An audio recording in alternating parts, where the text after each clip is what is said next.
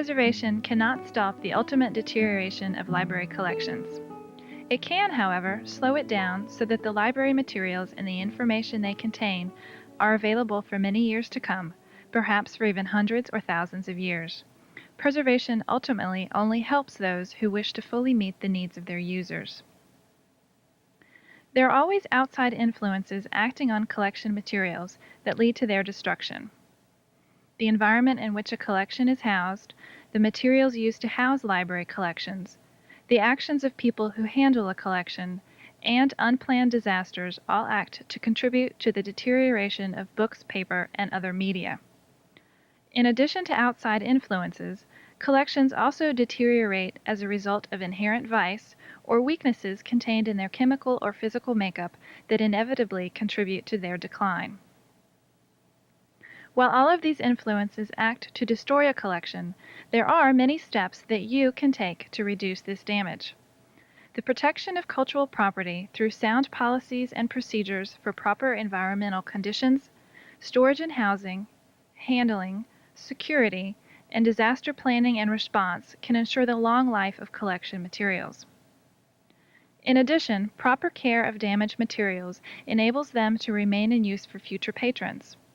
Implementing preservation into all library activities is the best and most cost-effective way to prevent the deterioration of materials. During the course of this program, the many ways institutions can help preserve their collections for future use will be addressed.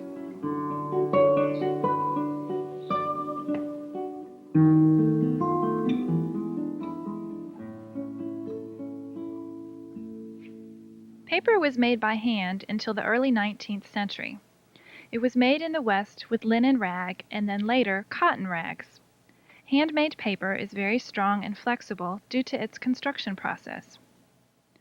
Paper is made by beating the chosen rags with water to form a pulp. This mixture is then placed into a mold, and in the case of handmade paper, the mold is shaken in all four directions. The paper is then either allowed to dry in the mold or turned out onto a piece of felt to dry. The resulting handmade paper is very strong due to the intertwining of the fibers. The size of this paper, however, is limited by the size of the mold. The fibers in machine-made paper, on the other hand, travel along a woven wire cloth, which retains the fibers and allows the water to drain off. The fibers are shaken from side to side in this process. The resulting machine-made paper, while not as strong as handmade paper, can be of unlimited length and is only limited in width by the width of the machine. Until the middle of the 19th century, paper was constructed primarily of linen and cotton rags. With the explosion of the publishing industry during the Industrial Revolution, cheaper products were necessary in order to produce a large number of affordable books. Manufacturers turned to wood pulp to fulfill this need as it was cheap and widely available. Wood pulp, however, contains higher levels of lignin, an organic acid, than linen or cotton. Commercial paper makers also introduced sizing, a substance used as a glaze in order to prevent ink from penetrating the porous paper and spreading. The use of wood pulp and the addition of sizing and other chemicals increased the acidity of the paper. Paper produced from the middle of the 19th century until the present has a tendency to become brittle due to this inherent problem of acidity. In addition, lignin causes paper to darken when it is exposed to light. Beginning in the mid-1980s, however, due to demand for more permanent paper, manufacturers have been producing more high-quality papers. Books produced with these papers will likely survive longer than many of the other books published in the last century. Librarians and archivists can also use these permanent papers to photocopy the information contained in brittle books and documents that would otherwise be lost. These permanent papers must conform to the American National Standards Institute's standard for permanent paper. This requires permanent paper to have a 2% alkaline reserve for chemical stability, less than 1% lignin, a pH of 7.5 to 10.0, and good tear resistance. These papers should be more permanent and durable than machine-made papers of the past. While there are various ways books have been bound throughout the centuries, the basic ideas behind the structure of the book remains unchanged. The form of the book remains the most practical and useful format for written text. Until the 19th century and the advent of the Industrial Revolution, books were made exclusively by hand. In the 19th century, however, along with the increase in the use of machines to make paper, there was an increase in books made by machine in order to meet the high demand for affordable books. These bindings were of poorer quality than handmade books. The 20th century has seen some improvement in binding and paper materials, but the construction of many publishers' bindings is still of poor quality. Hardback books are constructed of a cased binding, where the text block and cover are constructed separately and then glued together. Sections of paper are formed into signatures, which are then sewn together by a machine through a process called smith sewing. The resulting text block is then glued to a super, a strip of cotton mesh which reinforces the spine and the joints. This in turn is glued to the end papers. The case is constructed separately and also glued to the end papers, so that the resulting cased book is held together solely through the use of adhesive on the end papers. In the case of paper-bound books, the text block is glued directly to the spine without sewing the signatures or the use of end papers. This process is called perfect binding.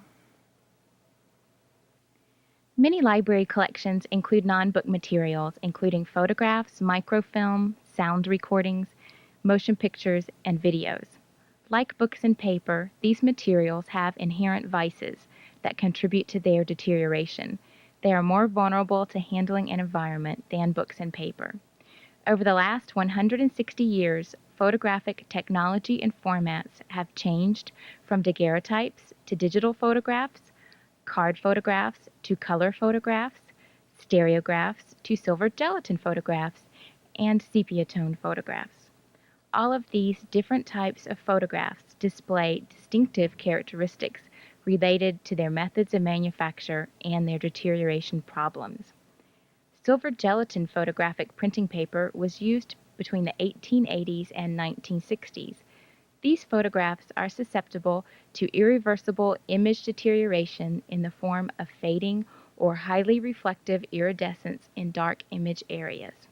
This phenomenon is commonly referred to as silver mirroring and can be seen in this circa 1940 photograph of Carl Sandburg. Cellulose nitrate film was used for photographic negatives and motion picture film from 1890 to 1950. It is chemically unstable and it can easily ignite and burn rapidly. Because of this, it is important for libraries to identify any cellulose nitrate film in their collections and have it duplicated or reprinted.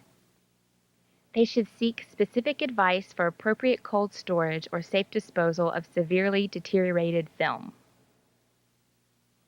These embrittled negatives are fused together in this example of advanced stages of cellulose nitrate film deterioration.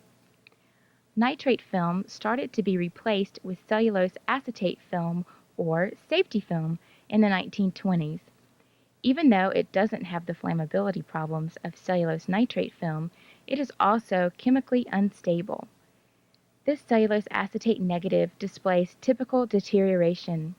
The acetate film base has shrunk and caused the separation and crinkling of the image or emulsion layer. Specialized photographic conservation labs can salvage these deteriorating negatives. Deteriorating cellulose acetate photographic negatives and motion picture films exhibit a vinegar smell indicative of acidity and physical changes. Contemporary color photographs can deteriorate over a short period of time as their dye layers fade and colors shift. The history of recorded sound is almost as complicated as the history of photography. During the last 100 years, sound has been recorded on acetate discs that use a base of aluminum or glass, vulcanite or hard rubber discs, shellac discs, vinyl discs, magnetic reel-to-reel or cassette tape, and compact discs. Sound recordings provide information beyond the printed word.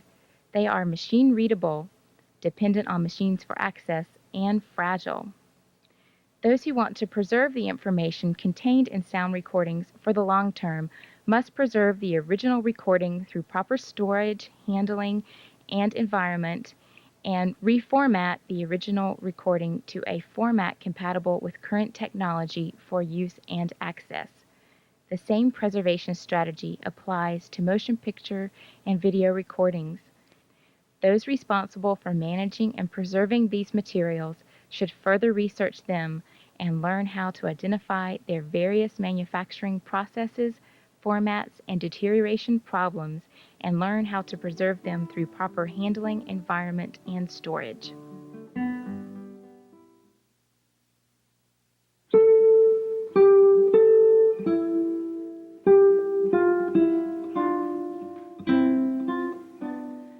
The environment in which a collection is housed can be the source of most of the damage to collections.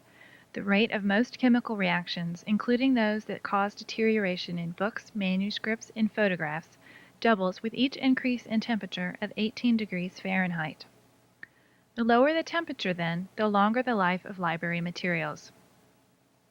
In areas where materials are in use, however, a constant temperature that is no higher than 70 degrees Fahrenheit will satisfy the requirements of both the collection and the people who are using it.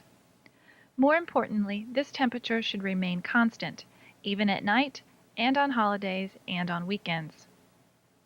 In addition to temperature, the relative humidity, or RH, of the environment acts on materials.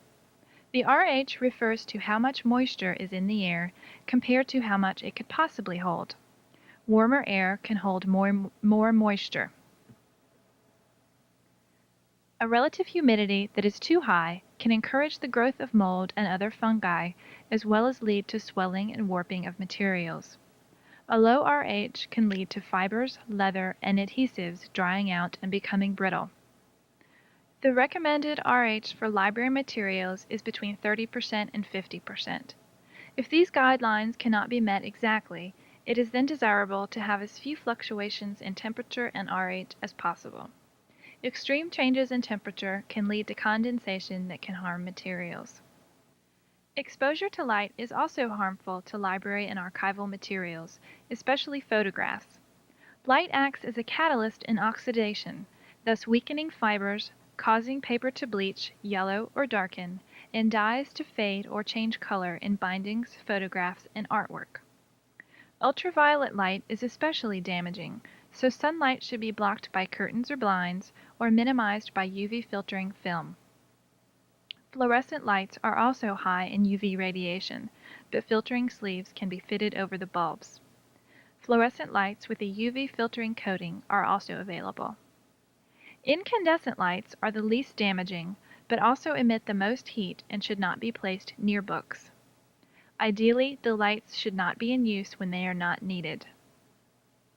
Monitoring the temperature, relative humidity, and light levels of a library is a simple task that will help determine if it is within accepted guidelines. Some kinds of thermometers will measure both temperature and relative humidity, and there are many types of light meters available. Simply taking readings at various intervals throughout the week or month and recording them will determine if the levels are acceptable. Appropriate actions can then be taken if necessary with the backup information available. Pollutants in the air are also damaging to collections. These either take the form of gaseous contaminants, which increase chemical reactions that can lead to acid formation on materials, or particulate soils, which can disfigure materials. Gaseous pollutants can be removed with the use of chemical filters on the air handling system, while particles of dust, pollen, and other pollutants can be removed by the use of mechanical filters. Additionally, closing outside windows, storing materials in boxes, and having good air exchange with intake vents away from polluted areas, such as loading docks, can reduce air pollutants. In addition to protecting library materials from extreme temperatures and humidity, damaging light, and pollutants, it is very important that the collection is stored in as clean an environment as possible. Basic housekeeping is the primary method of discouraging damaging pests and insects, and of ensuring that these areas are monitored frequently for such damage. Eating, drinking, and smoking should be prohibited in collections areas and should also be prohibited in offices that are near these areas. Stacks and storage areas should be kept free from debris and should be cleaned at least once a week. Biological agents, including insects, mold, and rodents, can cause harm to library collections. These pests damage collections through their feeding or nesting behavior or by attracting other pests. Bookworms are white or pale yellow larvae of the drugstore and cigarette beetles. They eat the glue of book bindings and covers. As adults, they emerge from the book and leave small powder-filled holes. This powder is evidence of a bookworm infestation. Silverfish are small wingless insects with a carrot-shaped body, long posterior bristles, and antennae. They eat protein and cellulose materials, including paper and sizing, and glue in book bindings. They leave behind lacy patterns, where they have eaten completely through paper in some areas, partially through in other areas, and avoided some printed areas. They thrive in high relative humidity and dark, stagnant environments. Like silverfish, cockroaches are most active at night. They eat starchy materials like paper and cardboard and leave behind ragged edges.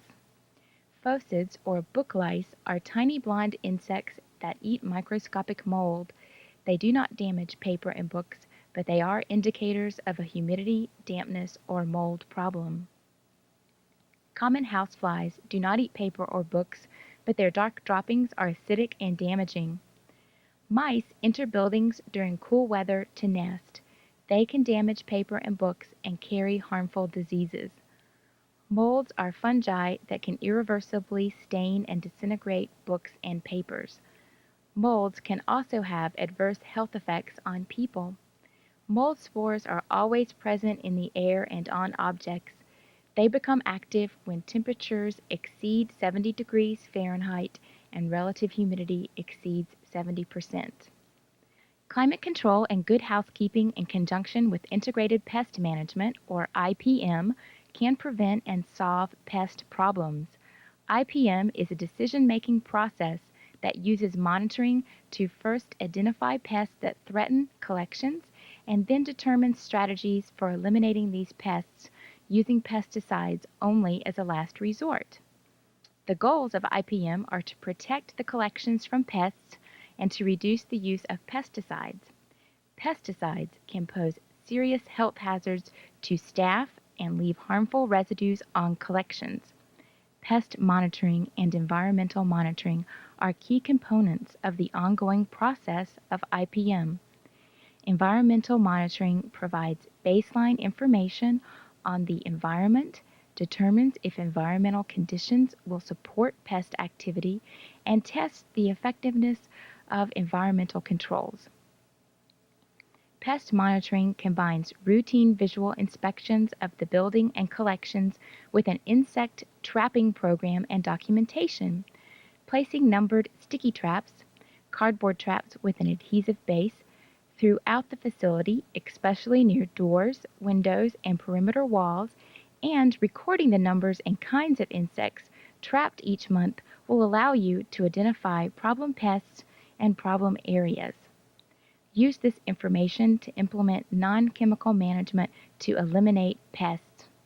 Examples of non-chemical pest management include developing a good housekeeping and building maintenance program, lowering relative humidity, restricting food and smoking, eliminating plants and mulch next to buildings, caulking and sealing holes and cracks, using sodium vapor lighting, which is less attractive to insects, for exterior fixtures, and using non-chemical treatments for infested collections like freezing and anoxic or low oxygen environments. If the pest monitoring program determines that these non-chemical pest management actions are not working, then and only then should you consider appropriate chemical treatments.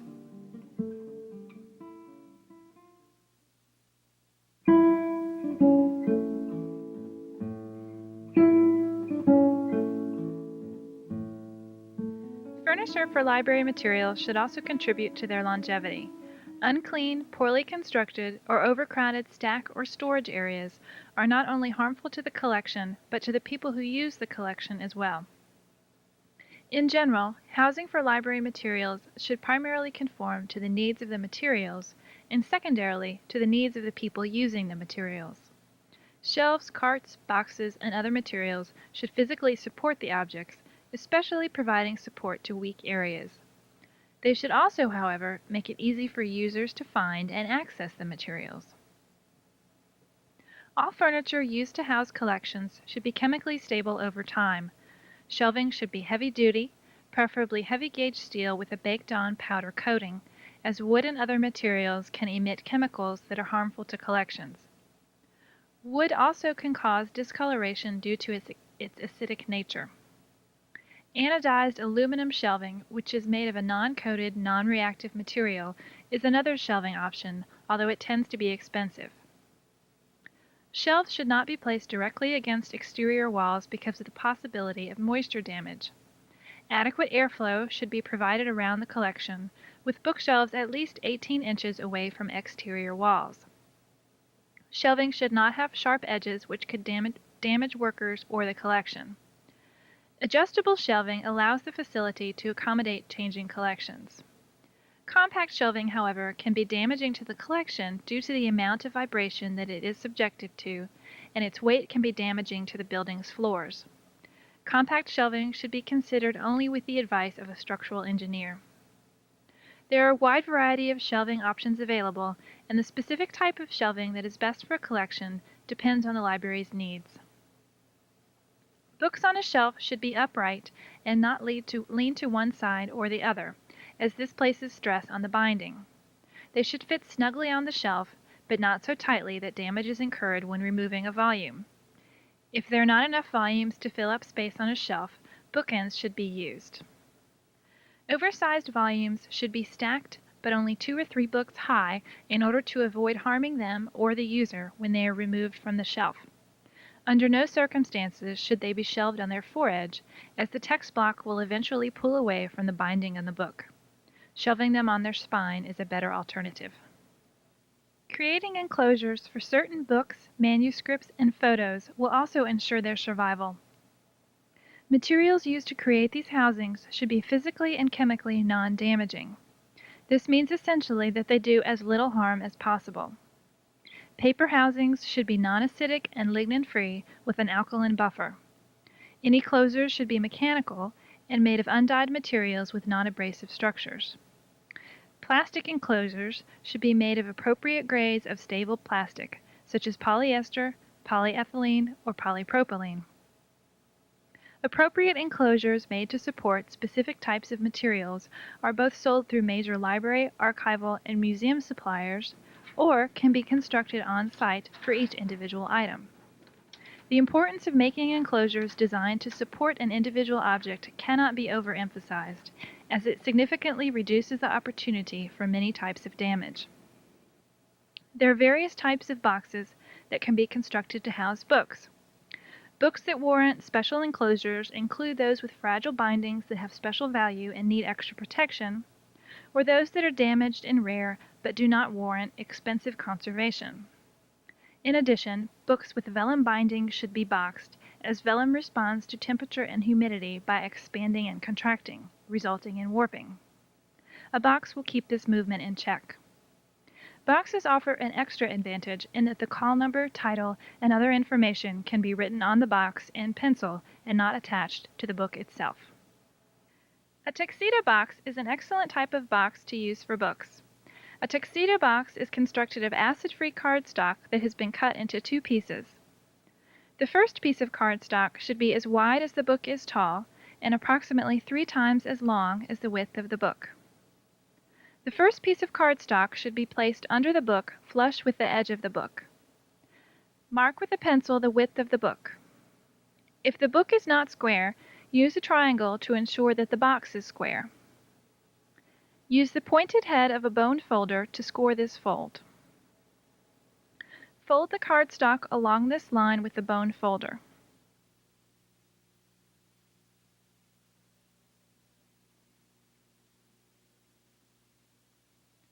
Place the book on its spine and mark the width of the spine. Score and fold this line with a bone folder.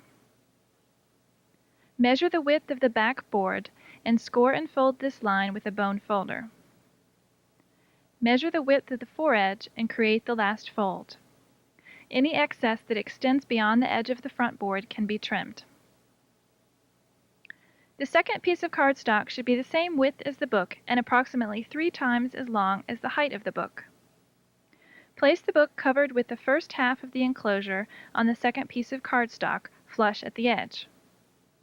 Mark with a pencil the height of the book and score and fold this line with a bone folder. Continue this process until the second piece of cardstock is fitted completely around the book.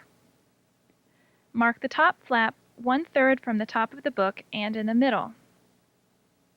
Make diagonal cuts from each side of the book, stopping 3/4 of an inch from the center to create the tab.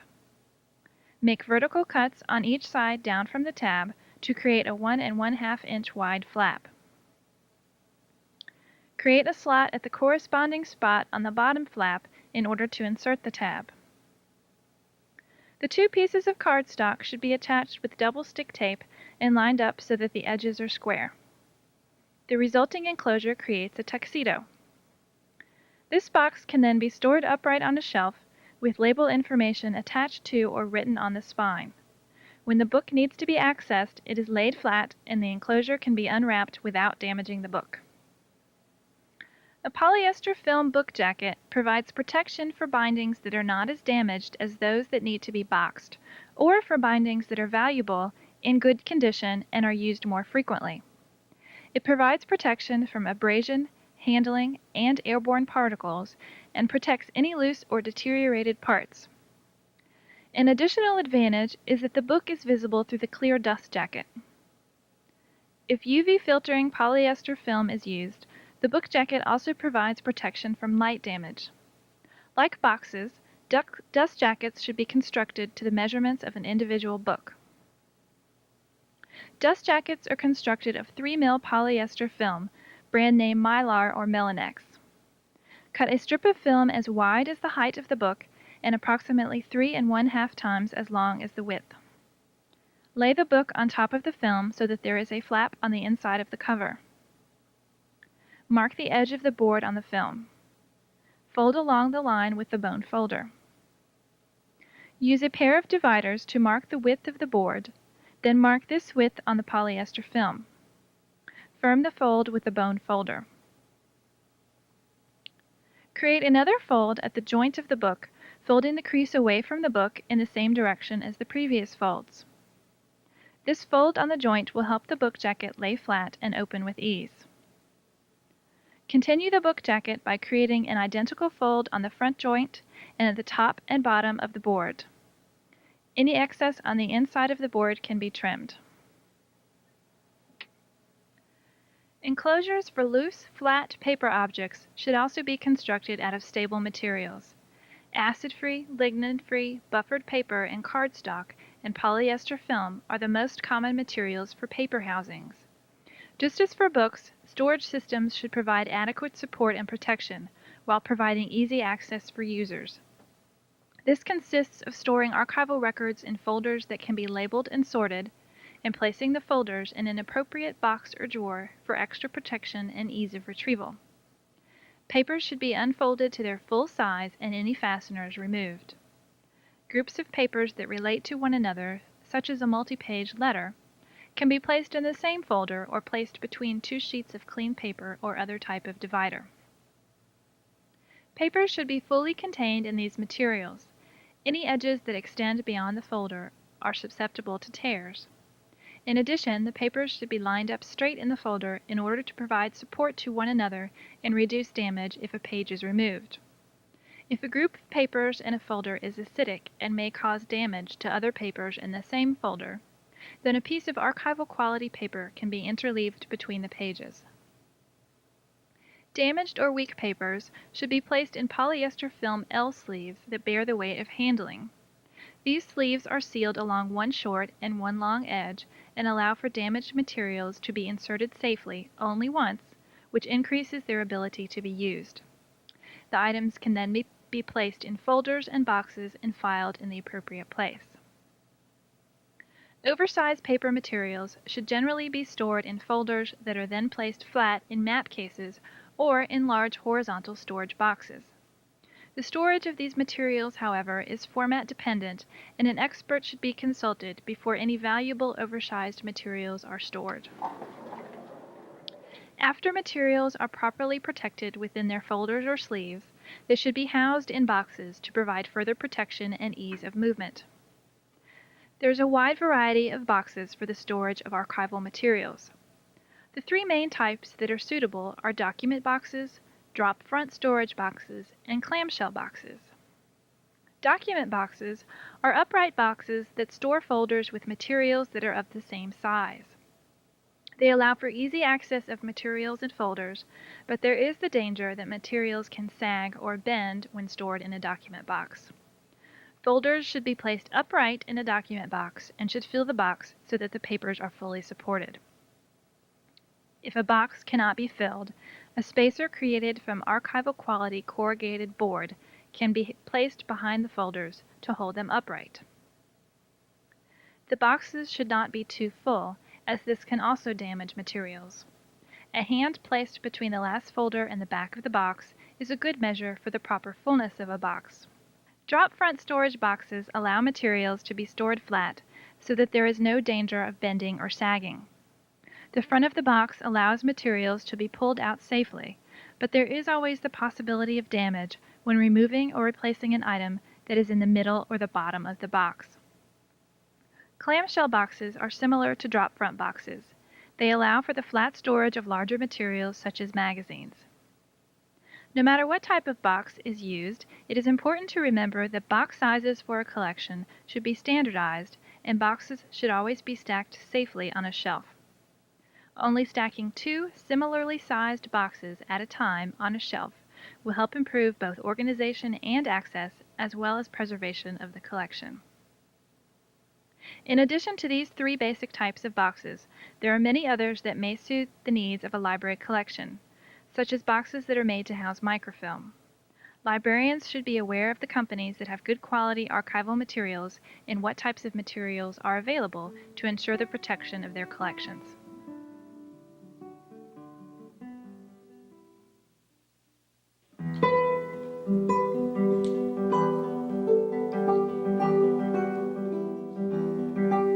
The first half of this video discussed the type of materials that are found in a collection and how to house them in order to ensure their survival for future clientele.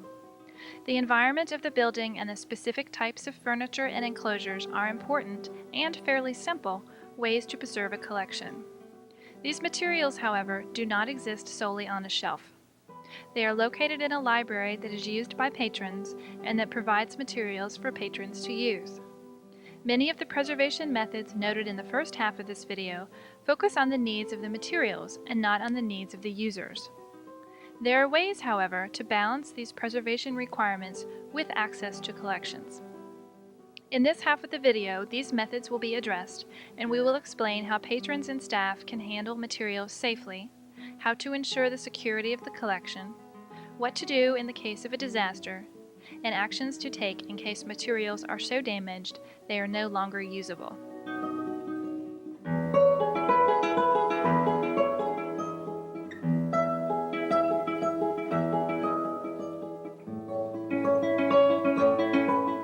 People must have access to library materials. People also cause the most damage to library materials. Proper handling can prevent this damage. Staff can learn these techniques, and so can patrons. These simple actions can mean the difference between a usable book and one that can no longer be circulated. Implementing these procedures will save money, and in the case of special or unique collections, mean a long life for books and materials that are irreplaceable. Books should not be leaned on or used as a support for writing. Users should not use anything other than a pencil for note-taking, as stray ink marks are irreversible.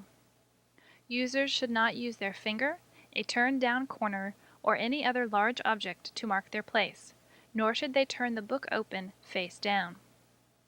Users should use wedges constructed of foam rubber covered with felt, or another soft material to support books while they are open.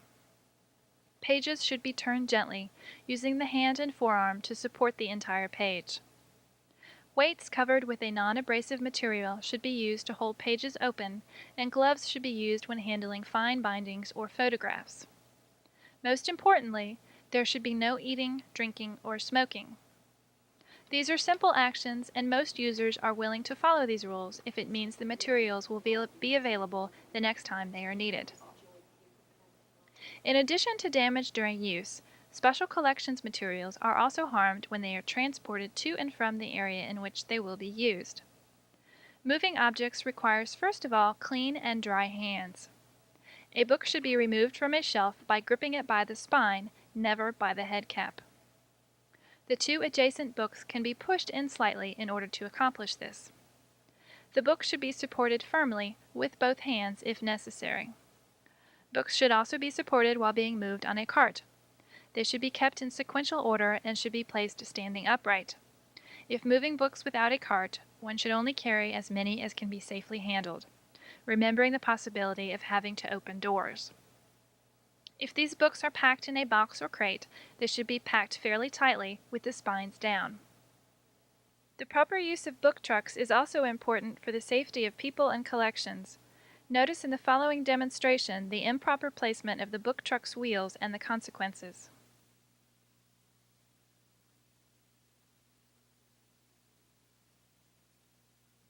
Care should be given to setting the wheels of the book truck in the same direction to ensure the stability of the partially loaded book truck. This simple step will ensure the safety of the collections and the staff. Paper records also should always be protected as they are moved and handled. Rigid folders or portfolios or boxes or plastic enclosures can be used underneath and above the item, and they should always be handled with two hands. In general, they should be given as much support as possible at all times. Photographs should be handled in the same manner as paper records, but handlers should be required to wear white cotton gloves when handling unprotected photographs in order to protect the photographs from fingerprints. Cotton gloves are not required for paper records and books, as they make turning pages difficult, thus possibly causing more damage than that caused by oils in the hands. Gloves can also make it difficult to grip books, leading to the possibility of dropping a volume.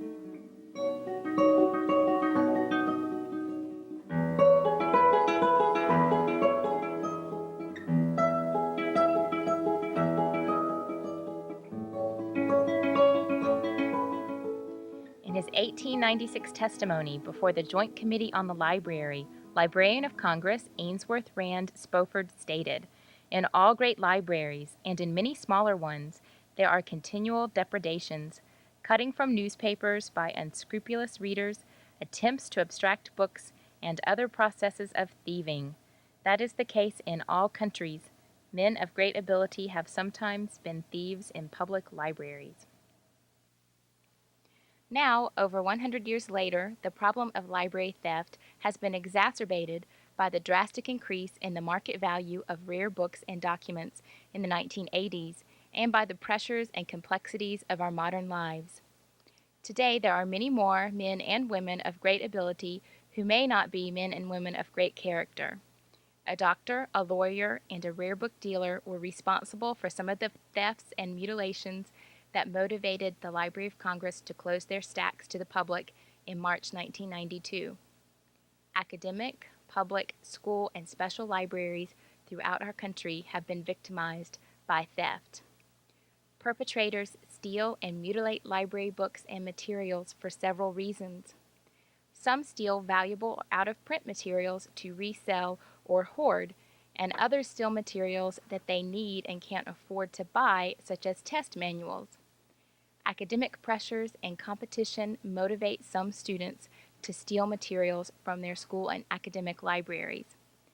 Embarrassment motivates some library patrons to steal books on topics like sex and AIDS. Some perpetrators commit library theft out of hostility towards libraries and government agencies or out of the self-appointed quest to censor materials on controversial topics. All libraries and archives need to be aware of the potential for items in their collections to be plundered. What types of collection items in libraries and archives are attractive to library thieves? Most collection items, including rare books, books with unique bindings, books published prior to 1920, books on controversial or embarrassing topics, books on the occult or famous people, test preparation guides, literary manuscripts, envelopes with or without postage stamps, coins, currency, old checks, picture postcards, railroad and ship tickets, greeting cards, documents signed or handwritten by famous people, and ephemera are potential targets. Increasing in value at a rate of 20% per year, illustrations and maps are particularly vulnerable. The Library of Congress estimates that 27,000 illustrations and maps have been cut from their books and serials. Sometimes potential thieves know more about books than librarians. Here, for example, is a volume that was published in 1803. It is a nice example of early 19th century binding, which has some minor repair work on the hinges inside and out. Notice the book plates. The small inscription in the upper right-hand corner of the flyleaf says, I. Wilder, from the Reverend H. H. Knopf, on leaving Eton, May 26, 1820. The first title page identifies this book as written in Greek, and it is of Cassandra, with a lovely engraving of Cassandra as the frontispiece. The second title page indicates that it is also in Latin, with commentary in Arabic. While this book is in good shape except for some minor foxing, it is apparently unremarkable and might not be of interest to anyone who cannot read Greek, Latin, or Arabic. However, looks can be very deceiving. Therefore, it is important to understand what hidden treasure might exist if one knows where to look for it. In the case of this book, examination of the edges would not indicate that it has a secret. That secret only unfolds as you open the book and look at the foredge. As the text block is shifted, a painting becomes visible. It is a painting of the cathedral in Milan, Italy, with people in clothing of the early 1800s.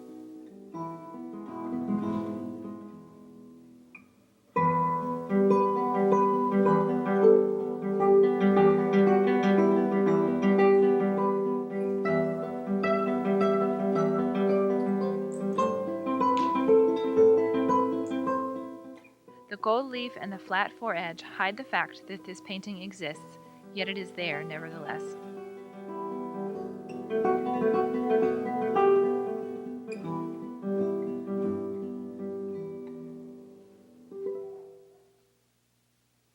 Perpetrators of crimes against libraries go to great lengths to succeed.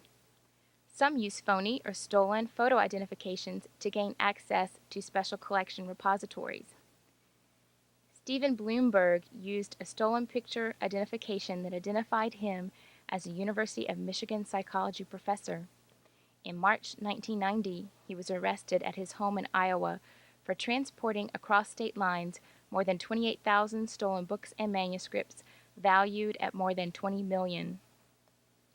Library theft frequently goes undetected. According to a survey of 300 libraries targeted by Bloomberg, 77% first learned of his thefts from the FBI. Only 2% discovered evidence of his thefts and contacted law enforcement. Collections theft can have serious repercussions for an institution. Internally, it is stressful for staff and harmful to collections development policies and new materials budgets. For example, the average high school library of 15,000 to 20,000 books loses 1 to 3% of their books each year to theft.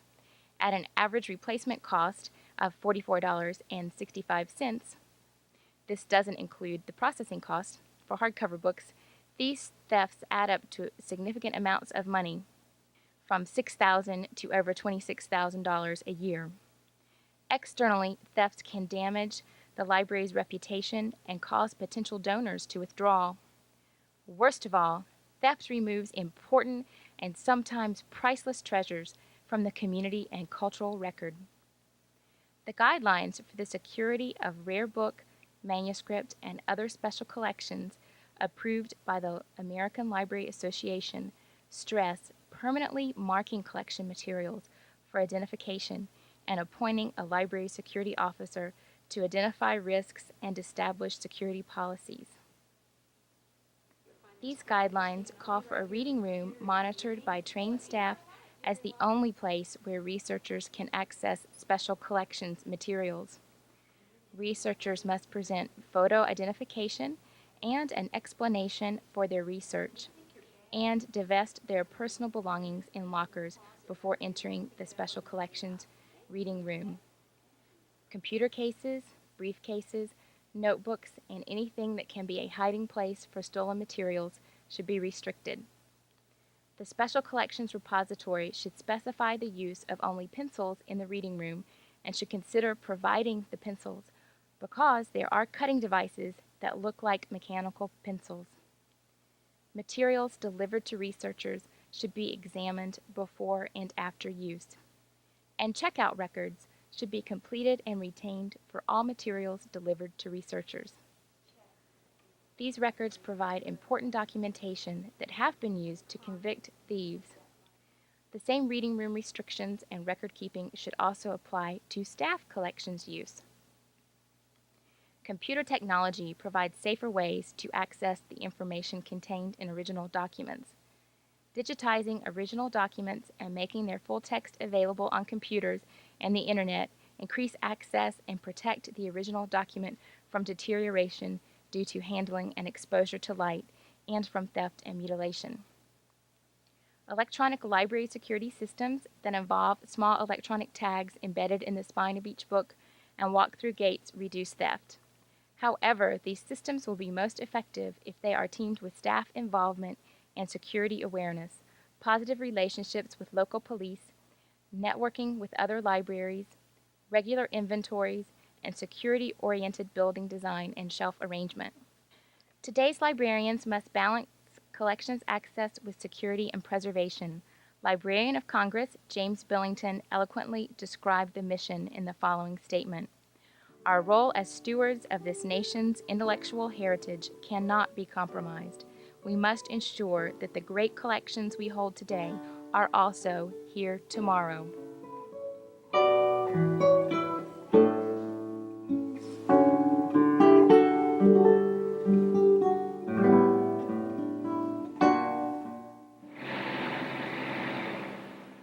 Libraries are not immune to disasters. Those that prepare for them can respond professionally and decisively when disaster strikes and save their institutions, staff, patrons, and collections. A disaster preparedness and response plan is essential to the survival of our collections. There are two categories of disasters that threaten libraries. The first category is natural disaster, including floods, hurricanes, earthquakes, tornadoes, and ice storms. The second category is institution-specific emergency, including structural fires, broken water pipes, bomb threats, collection thefts or mutilations, mold outbreaks, and disruptive patrons.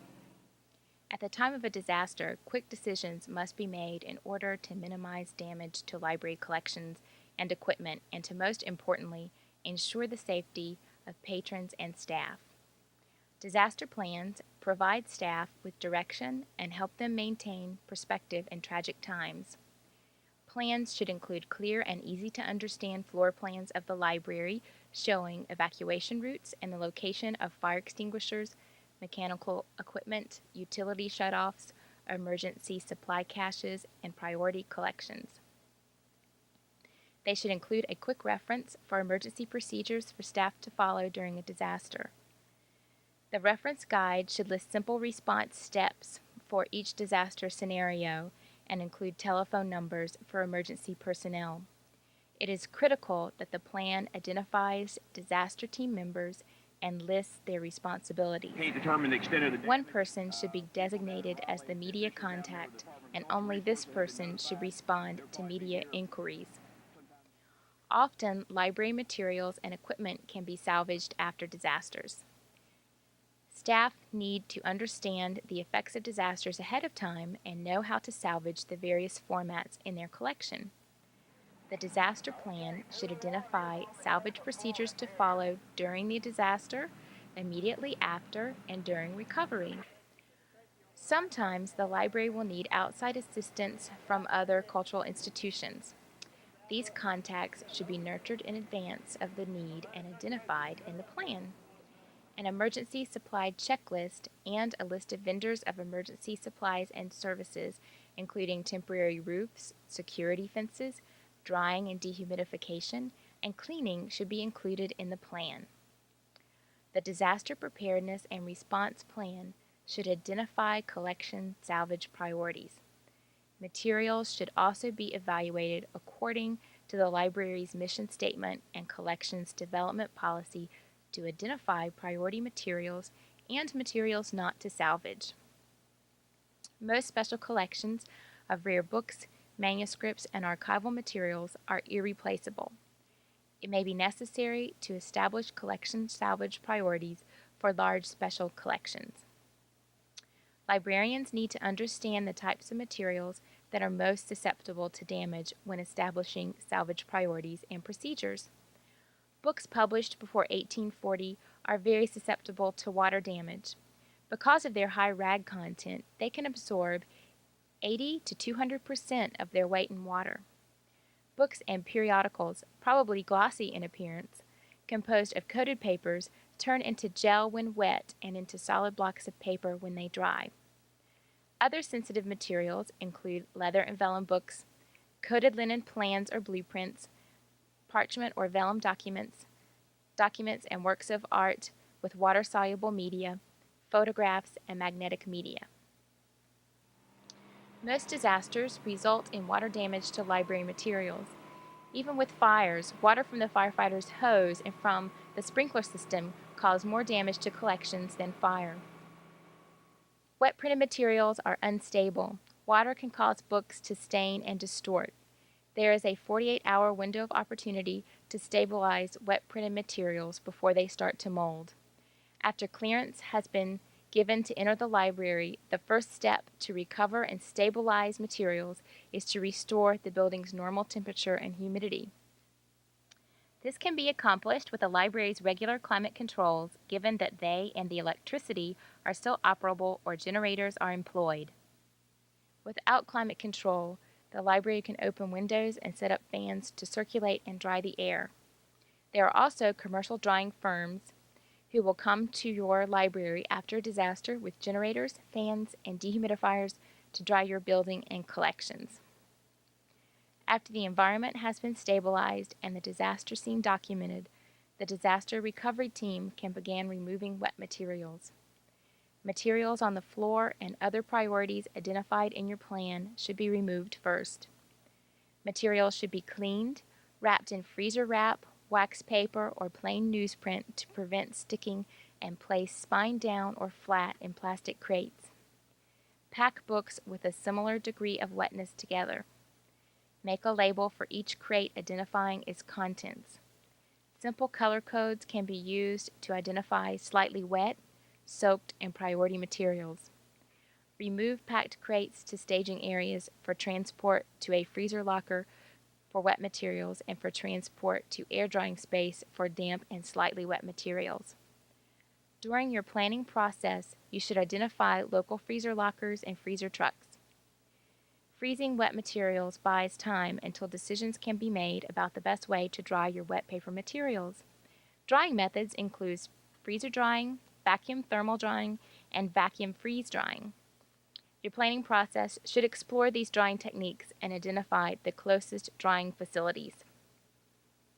The Disaster Preparedness and Recovery Plan should be a dynamic and educational document that stresses disaster prevention and preparedness as well as recovery.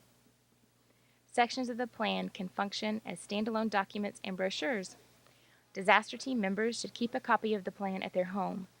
Strategies for prevention include periodic emergency drills and fire extinguisher training for staff. The library should have independent book drops situated away from the building for after-hours use. Staff should practice vigilance in turning off heat-producing appliances and equipment during daily activities. They should monitor the work of construction and contract workers. If staff have advance notice of imminent disasters such as hurricane, winter storm, or tornado warnings, they should cover stacks with plastic sheeting and remove materials from doors and windows. Important records should be systematically electronically backed up, and copies should be stored off-site. Staff should evaluate collection storage procedures, building interiors and exteriors, and structures with a critical eye focused on prevention. They should involve local fire marshals and other professionals in periodic inspections. Library staff need to develop positive relationships with their local law enforcement and fire department. Invite them to special functions and ordinary staff meetings so they can get to know you and your wonderful collection. Much like the National Weather Service, storm watches and warnings, library staff should operate at a heightened state of awareness and preparedness during times of social and political unrest, building, construction, and renovation projects, and imminent bad weather. Practice and periodically update your disaster preparedness and response plan. It could save your life and your institution.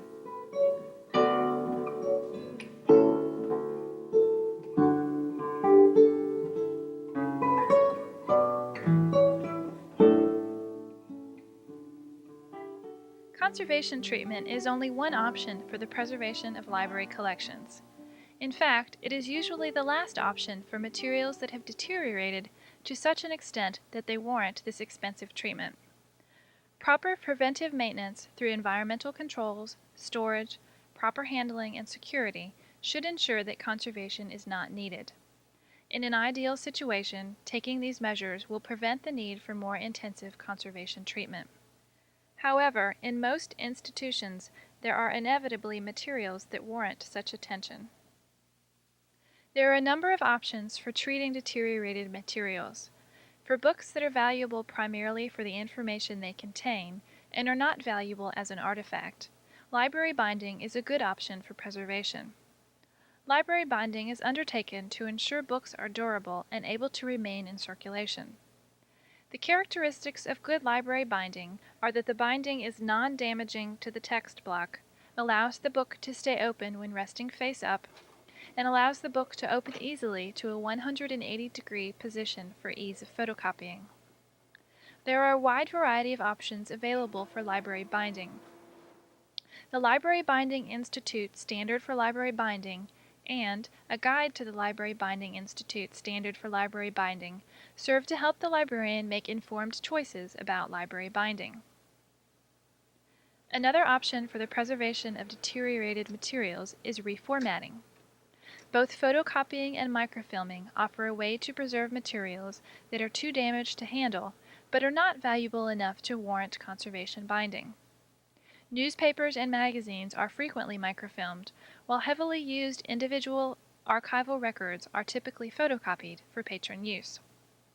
The type and amount of use of the item, the library budget, and the item itself should all be considered when reformatting.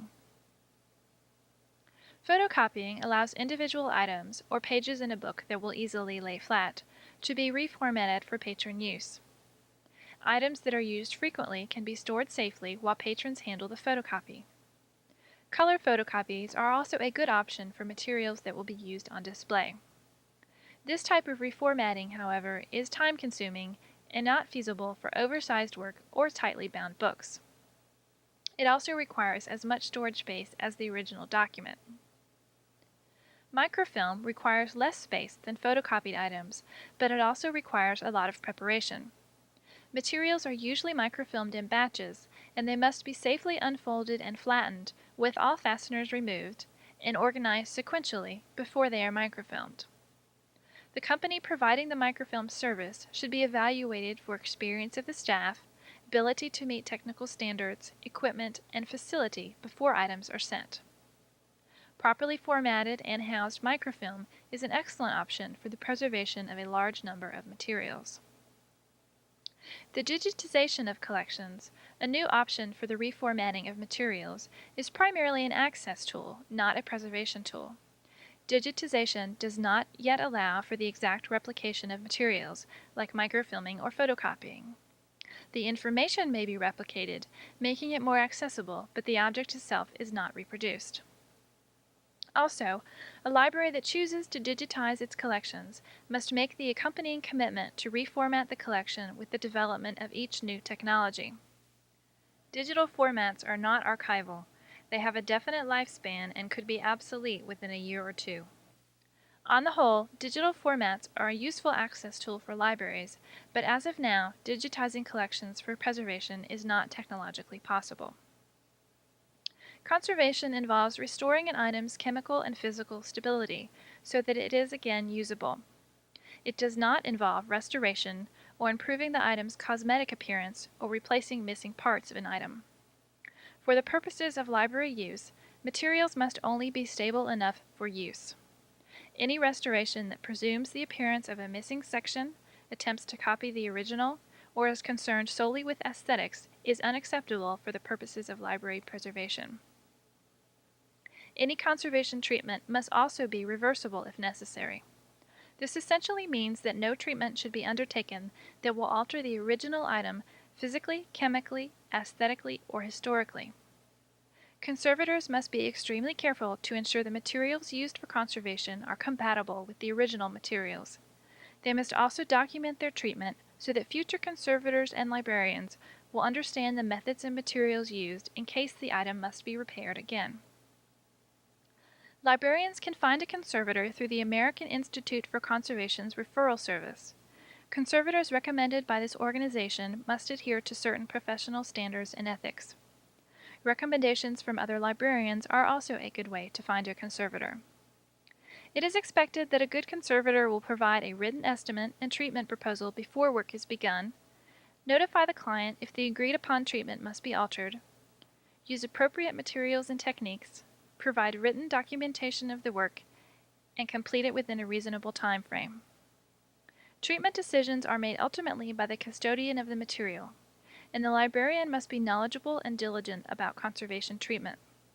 Often a visit to the lab where the work will be performed is a good way to evaluate a conservator's work. Expect a clean and secure environment at the conservation lab. In addition to the intensive, detailed work primarily performed by conservators, there are a couple of in-house conservation methods that can be performed by librarians that will significantly extend the life of collections materials. The first is cleaning the books in the collection in order to remove harmful dust and debris. The second is repairing torn pages in order to prevent further damage that could remove the book from circulation. Cleaning books is a simple task that should be performed on a regular basis. It allows for the removal of dust and debris that can cause physical damage to a book and can possibly attract harmful biological pests. Cleaning the books in a collection also provides an excellent opportunity to examine the books and their storage area in more detail and avoid potential problems. Books are cleaned using the micro tool attachments available for any high-quality vacuum cleaner and a soft, static-free brush. The best vacuum cleaner is one with a HEPA filter. The use of a soft bristle brush attachment will avoid scraping the book unnecessarily. Using the vacuum cleaner, carefully remove excess dirt from the top edge, foredge, and bottom edge of the book, paying special attention to remove all debris from the top edge of the book. The boards and the spine of the book are then vacuumed. Use a soft brush to clean the gutters of the book. If a shelf of books is being cleaned, stack the books in order on a book cart while working.